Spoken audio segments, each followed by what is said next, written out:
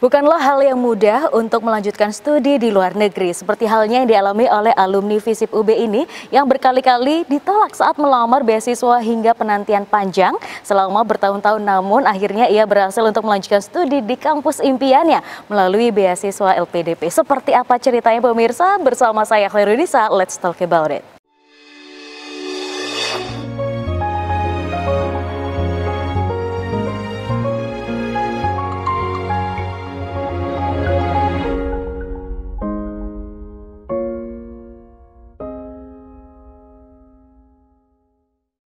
Ya pemirsa, kembali lagi bersama kami dalam program Let's Talk. Pada episode kali ini kita spesial kehadiran alumni FISIP UB yang dulunya juga merupakan mawapres, dan kita akan ngobrol banyak hal terkait bagaimana sih perjuangannya untuk memperoleh beasiswa LPDP. Ia adalah Alan Dwi Pranata selaku LPDP awardee dan juga Master of Science Communication The Australian National University. Kita sapa terlebih dahulu. Assalamualaikum Mas Alan. Waalaikumsalam. Alhamdulillah baik. Mas Alan, apa kabar? Alhamdulillah luar biasa. Wah, akhirnya kita berjumpa lagi nih dengan Mas Alan dalam kesempatan yang luar biasa banget. Mas, sebelum kita ngobrol lebih lanjut nih terkait perjuangannya, kalau kita mungkin beberapa di sini ada pemirsa juga yang followersnya Mas Alan pasti sedikit banyak tahu. Tapi kita ingin lebih banyak tahu lagi nih soal Mas Alan terkait bagaimana sih perjuangannya. Tapi sebelum itu pengen tahu dulu nih, Mas Alan tuh sebenarnya lahir di mana, kemudian sampai menentukan untuk menempuh studi di Universitas Brawijaya. Sebenarnya domisili itu kan kalau sekarang sebenarnya dari kecil TK sampai nanti SMA itu di Bali memang, cuma lahirnya di Kota Bercinta di Malang. Oh gitu, makanya akhirnya kuliah di UB. I see. Oke, siap. Nah, ini kalau kita lihat sepak terjangnya Mas Alan ini memang luar biasa dalam bidang akademis, dan apakah kuliah di luar negeri itu juga menjadi salah satu impian yang sudah memang benar-benar di planning. Oke, habis nyelesain S1, S2-nya pasti akan di luar negeri. Itu seperti apa sih Mas sebenarnya? Betul, itu salah satu impiannya pasti bisa. Jadi mulai dari S1, alhamdulillahnya punya banyak dosen, punya banyak kemudian teman-teman yang memang support untuk lanjut studi, dan alhamdulillah setelah lanjut studi pun ketemu juga lingkungan yang memang bisa membantu untuk menjaga mimpi gitu ya. Dan alhamdulillah setelah kan lulusnya Mas Alan itu tahun 2019. Jadi seharusnya tahun 2018 berarti ada salah satu momen 2018 harusnya lulus tapi kemudian menunda karena salah satu keputusan berat ya.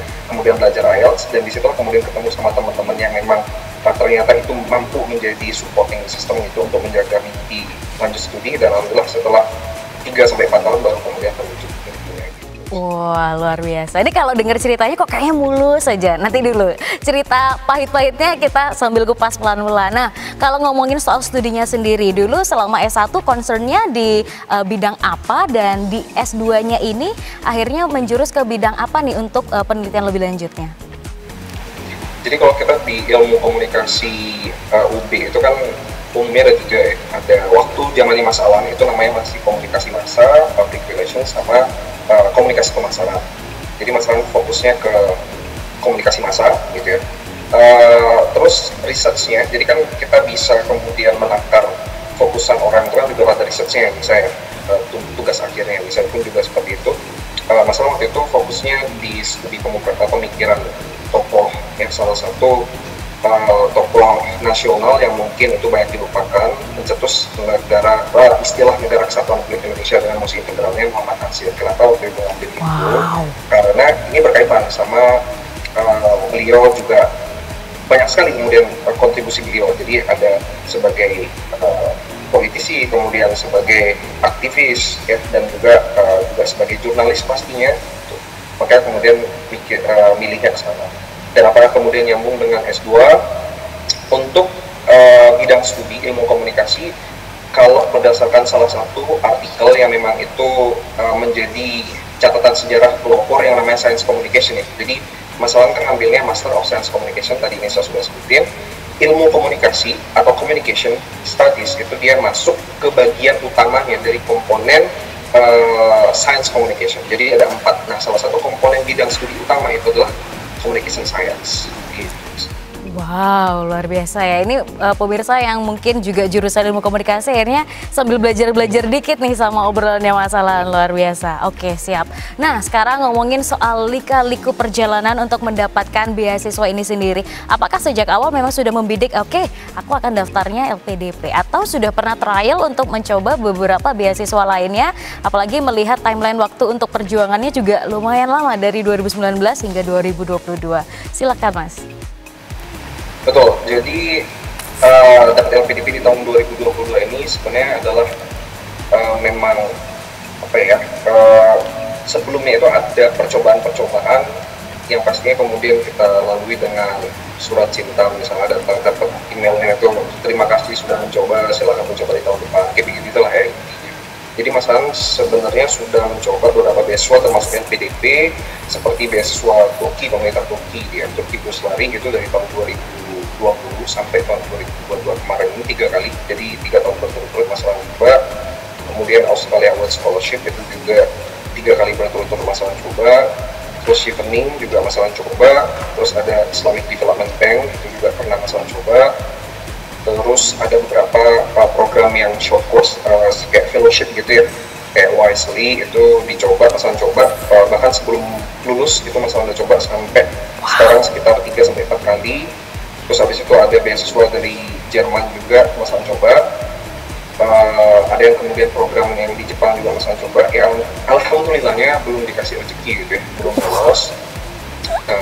Ya LPDP sudah sempat Mas Alan coba tahun 2021 misalnya. Jadi Mas Alan kan LPDP ini ada 3 steps gitu ya. Yang pertama ada administrasi, yang kedua bagi yang kemudian tidak memiliki unconditional letter of acceptance itu dia bakal harus ikut yang namanya tes bakat skolastik. Nah Mas Alan waktu tahun 2021 kesandungnya itu di TBS, tes bakat skolastik. Seperti itu. Jadi tahun 2021 belum lolos, alhamdulillahnya di tahun 2022 bisa lolos. Oke, ini tadi pas ngitung pakai jari kayaknya nggak cukup deh, beberapa hal yang dicoba, gagal, coba lagi, apalagi, tapi luar biasa nih, tidak pernah patah semangat, dan ini yang patut kita contoh dari Mas Alan, dan kita masih akan mengulik lebih lanjut terkait perjuangannya Mas Alan mendapatkan beasiswa. Kita bahas di segmen berikutnya, pemirsa, jangan kemana-mana, tetap di program Let's Talk.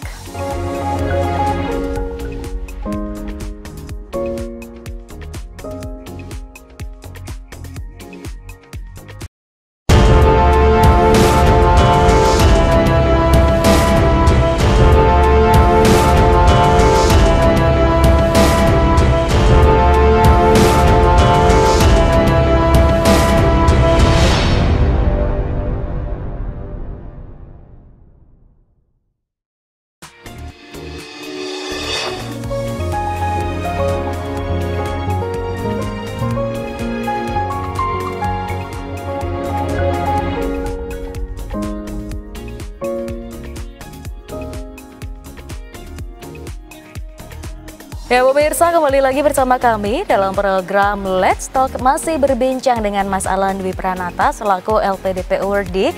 Dan di segmen sebelumnya sudah sedikit diceritakan nih spoiler terkait bagaimana sih perjuangannya untuk meraih beasiswa LPDP kali ini. Nah Mas Alan, di segmen kali ini kita ingin mengulik lebih banyak lagi nih, kira-kira kalau pemirsa ataupun teman-teman mahasiswa UB khususnya ingin mendaftar LPDP itu secara spesifik apa aja sih yang harus dipersiapkan, dan jarak persiapannya dari timeline pendaftaran tuh kira-kira harus berapa lama sih? Oke, jadi kalau tahapan sebenarnya tadi ada 3 ya, ada 3 tahapan. Yang pertama pasti administrasi. Administrasi ini ada beberapa hal yang perlu diperhatikan ya. Kemudian yang kedua itu ada tes bakat skolastik, semacam tes TPA. Yang terakhir adalah tes wawancara. Mungkin yang akan menjadi menentukan sangat besar itu sebenarnya adalah di administrasi. Kenapa? Kalau kita memang sudah dalam artian kita sudah kemudian well prepared ya, semuanya kemudian sudah benar-benar disiapkan secara matang dari essay-nya, kemudian target apa yang ingin dicapai gitu kan, karena ada kontribusi di sana. Di essay itu nanti ada kontribusi. Nanti setelah kita kemudian selesai studi, apa kira-kira perencanaan kontribusi kita. Kemudian ada alasan yang jelas kenapa kita ingin lanjut di bidang studi itu di negara itu, di universitas yang kemudian kita pilih. Itu harus kemudian jelas. Wow. Ya, jadi ada kaitannya. Dan kemudian salah satu yang memang banyak orang selalu mempertimbangkan sebelum mempersiapkan beasiswa ya. Ada beberapa kemudian teman-teman masalah yang kemudian termasuk siswa yang masalah gitu ya, itu mereka bahkan mengambil jarak yang sangat panjang, bahkan ada yang sampai 2 tahun gitu ya, untuk fokus belajar bahasa seperti itu. Karena apa? Karena sekarang LPDP untuk luar negeri gitu ya, kita udah syaratnya harus IELTS seperti itu. Ya. Jadi banyak kemudian, dan beasiswa negara-negara beasiswa bergengsi gitu ya, memang kemudian utamanya syarat bahasanya, language proficiency testnya adalah IELTS. Nah banyak kemudian itu yang jauh sebelum itu dia mempersiapkan. Jadi kalau misalnya tadi Nisa bilang kira-kira berapa lama idealnya untuk mempersiapkan, sebenarnya adalah pada dokumen itu. Salah satunya memang adalah tes bahasa. Karena ini kan kita perlu belajar, kita perlu kemudian sertifikasi ya, ikut ujian sertifikasi. Jadi setelah kemudian dapat ujian, dapat sertifikasi bahasa itu yang umumnya adalah IELTS, di banyak negara kemudian diterima IELTS, itu mereka seolah mendapatkan tiket. Itu sudah dapat siap untuk dapat tiket. Nah kemudian mempersiapkan essay. Essay inilah yang tadi Mas Nan sampaikan harus sesuai. Jadi sejarah kita ini maksudnya adalah track record kita selama studi, kontribusi kita kemudian di dalam organisasi, baik organisasi internal kampus, mungkin ekstra kampus di masyarakat juga, dan nanti relevansinya dengan pilihan mata kuliah atau tepatnya itu adalah jurusan nanti kita di S2 apa, gitu ya, dan nanti rencana pasca studi. Jadi sejarah apa yang kemudian sudah pernah kita lakukan, ya, kontribusinya terhadap masyarakat utamanya juga pasti karena disambunginya dengan kontribusi gitu ya. Kemudian kondisi kita sekarang sedang sedang mengupayakan atau kemudian fokus pada apa, dan nanti masa depannya seperti apa. Jadi 3 dimensi itu sih yang sangat penting di dalam menyinkronkan semua dokumen sebelum kita mendaftar. Wow, kompleks dan komprehensif sekali nih ya yang harus dilakukan. Nah kalau berbicara soal Mas Alan sendiri, kira-kira planning selama studi sampai nanti kontribusinya itu kira-kira seperti apa? Nih kalau teman-teman atau pemirsa followersnya Mas Alan ngelihat di postingan Instagramnya, mungkin sedikit banyak tahu, tapi kita ingin dengar langsung nih dari Mas Alan, kira-kira akan seperti apa sih ke depannya?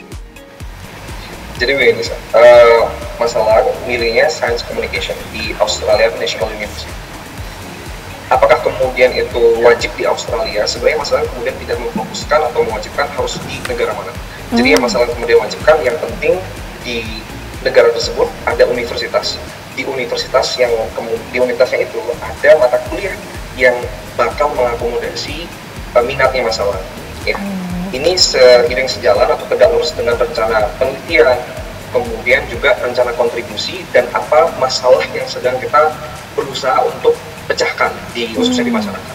Misalnya Nisa, kenapa Nisa milih Science Communication dan itu di Australia National University? Karena ada satu mata kuliah yang namanya Cross Cultural Perspective in Science Communication. Wow. Jadi perspektif cross cultural dalam sains komunikasi. Kenapa masalah pilih itu? Karena ada masalah waktu pandemi kemarin. Itu mitigasinya ya, dan ini Nisa pasti juga mengalami, teman-teman ya juga mengalami bahwa banyak di beberapa daerah yang itu mengalami kesulitan dalam pengkomunikasian kebijakan. Misalnya nggak mau pakai masker ya, misalnya ya ke tempat ibadah disuruh pakai masker, nggak mau. Kenapa? Karena tempat ibadah suci gitu ya, dan virus nggak bakal masuk. Nah itu salah satu kemudian masalah yang harus kita kemudian temui cara komunikasinya ya. Jadi banyak kebijakan mungkin sudah tepat, sudah bagus ya, mungkin sudah berbasiskan ilmu pengetahuan ya. Tapi bagaimana kemudian cara mengkomunikasikannya, ada strategi-strateginya. Itulah kenapa masalah memadukan antara komunikasi, kebijakan, permasalahan kesehatan, dan lintas budaya, lintas agama gitu ya. Jadi terkumpullah di Science Communication. Nama mata kuliahnya Cross Cultural Perspective in Science Communication yang masalah mencari di Australia National University, dan sampai sekarang masalah belum nemu lagi universitas yang menawarkan secara spesifik mata kuliah itu. Wow, luar biasa ya. Saya sendiri sampai speechless loh mendengarkannya. Ini benar-benar kayaknya memang Mas Alan sudah menata, bahkan sudah tahu nih kira-kira nanti akan belajar mengenai apa. Tapi kalau untuk topik penelitiannya sendiri berarti akan spesifik di cerita yang tadi barusan Mas Alan sampaikan atau bagaimana nih? Betul nih, jadi di sekitaran itu dan alhamdulillah ya, karena kemudian memang salah satu tuntutan kalau teman-teman yang mau nanti daftar Australia Award Scholarship, nanti ketika teman-teman milih mata kuliah, milih program studi dan universitas tujuan, ada kemudian pilihan yang nanti bisa dicetak atau tidak, itu adalah research proposal. Salah satu kelebihannya gitu ya, nanti kalau misalnya bisa teman-teman mau daftar, salah satu poin plusnya ketika kita melampirkan research proposal, kenapa? Itu dia mencerminkan bahwa kita sudah siap.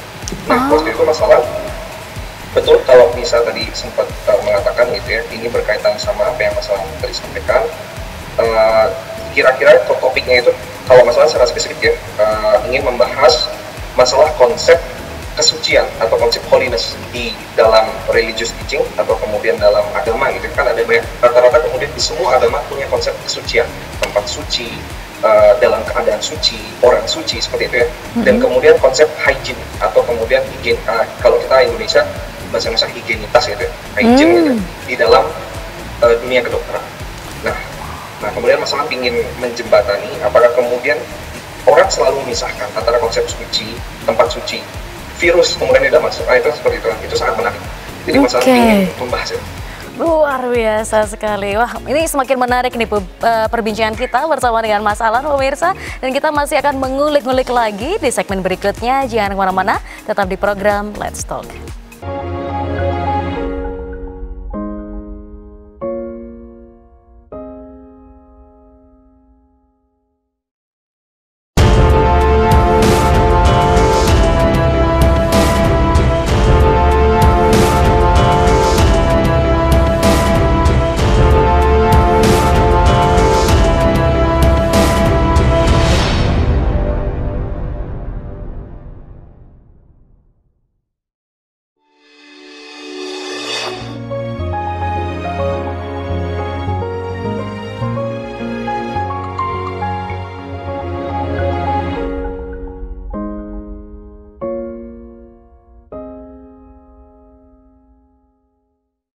Ya pemirsa, kembali lagi bersama kami dalam program Let's Talk, masih berbincang dengan Mas Alan Dwi Pranata, dan kita akan ngobrol lebih lanjut lagi berkaitan dengan seputar beasiswa. Nah Mas Alan, tadi di segmen sebelumnya sempat diceritakan bahwa dalam ISE itu disebutkan ada juga bagaimana sih perjalanan selama menempuh studi S1-nya seperti itu. Nah yang bikin penasaran karena audiens kita juga tentunya banyak teman-teman mahasiswa nih, kira-kira selama S1 itu apa sih kontribusi yang bisa dilakukan dan akhirnya itu bisa bermanfaat gitu ya ketika kita nanti mau apply beasiswa di studi lebih lanjutnya.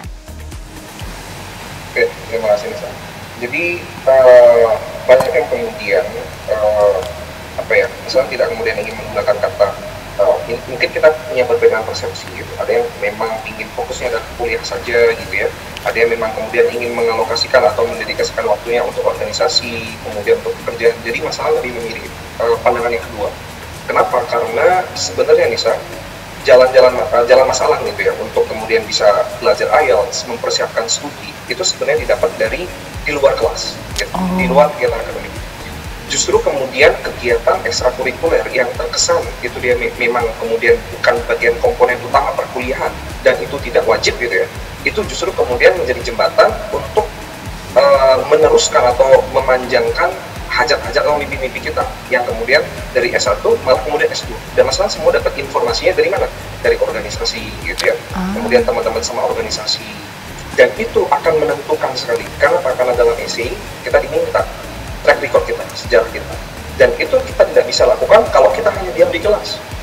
Yang kemudian kita dengar teori, kita kemudian dapat ujian, kemudian mata kuliah semua kemudian nilainya itu hanya kemudian di bagian dari transkrip, tapi apakah kemudian itu kita tuliskan di essay?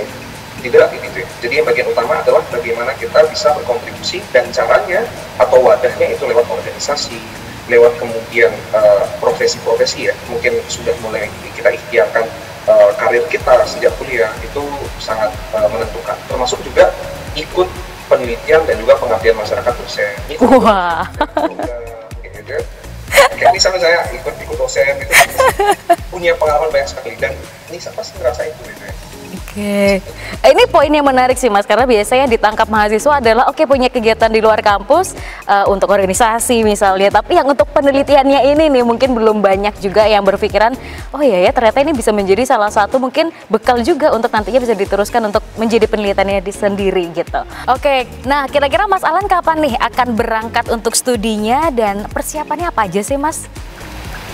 Insya Allah mohon doanya juga Nisa dan teman-teman, insya Allah berangkat awal Februari ya 2023, karena Al-Quran akan mulai 20 Februari 2023. Persiapannya sejauh ini ya ngurus-ngurus dokumen gitu ya, ngurus dokumen dan pastinya tetap jaga kesehatan. Itu aja sih sebenarnya, sama mental juga nanti kemudian untuk bisa kita mulai belajar dan mulai dapat teman-teman baru. Oke, luar biasa. Nah, Mas, ini adalah pertanyaan terakhir utamanya bagi teman-teman mahasiswa ataupun anak-anak muda yang sedang menonton episode kali ini, ingin berprestasi tapi bingung gitu ya kira-kira mau mulai dari mana dan mungkin masih banyak rasa insecure dalam diri. Kalau pesan dari Mas Alan bagaimana nih? Oke, terima kasih. Untuk teman-teman semua yang pastinya aku sangat percaya teman-teman semua punya target dan punya keinginan, kekuatan, bahkan juga untuk ingin berprestasi. Yang paling utama adalah kita tahu satu titik yang ingin kita tuju dan kita kemudian fokus. Jadi fokus itu berkaitan dengan dua hal setidaknya. Masalah komitmen kita untuk memulai, kemudian konsistensi kita untuk kemudian terus menuju titik itu. Dan pesannya masalah sebenarnya adalah ketika kita dalam menuju titik itu, ya konsistensi ini kan sangat penting. Jadi konsistensi itu adalah kita bertegak lurus dengan titik yang ingin kita tuju, dan ternyata semakin banyak plan yang kita buat. Misalnya banyak orang yang menganggap plan B kamu apa, plan C kamu apa, plan D kamu apa. Sebenarnya plan B, C, D dan plan yang lain-lainnya itu sebenarnya akan melemahkan kita. Karena sama halnya kalau misalnya kita punya satu-satunya ya, ketika kita di gurun pasir itu kita kemudian satu-satunya botol air gitu ya, maka kita kemudian akan wise dalam menggunakannya. Kita kemudian akan benar-benar bisa untuk survive bagaimana dengan satu botol air. Tapi bayangkan kalau kita punya 100 botol air, kita mungkin akan buang-buang airnya, kita kemudian terlalu tidak bijaksana dalam menggunakan airnya. Kemudian yang pastinya berkaitan dengan konsistensi itu kita juga butuh yang namanya endurance. Jadi ketahanan kita bahwa kita sedang dalam proses untuk menuju titik itu. Banyak yang sebenarnya sulitnya masalah bisa yang berkorban ya untuk dia belajar IELTS saja itu dia sampai harus menjual motornya, kemudian harus jauh, sampai kemudian harus resign dari kerjaannya, kemudian harus jauh dari kampung halamannya dan sebagainya. Tapi alhamdulillah kemudian dia mencapai titiknya. Dan ternyata masalah pelajari apa? Endurance. Jadi ketahanan kita dan keyakinan kita untuk tetap bertahan dalam kondisi bahwa doa dan ikhtiar kita itu sebenarnya sedang berputar-putar di langit sampai pada waktunya tergelincir di titik takdir yang memang itu sudah tertulis nama kita pada mimpi itu atau satu titik yang sedang kita. Wow, luar biasa Mas Alan. Terima kasih banyak untuk sharing hari ini. Semoga lancar untuk studinya dan segala hal yang sedang diusahakan. Dan juga pemirsa, tak terasa 30 menit sudah kita berbincang pada episode kali ini. Saya Khairunisa beserta seluruh kru yang bertugas pamit undur diri. Terima kasih atas kebersamaan Anda dan sampai jumpa.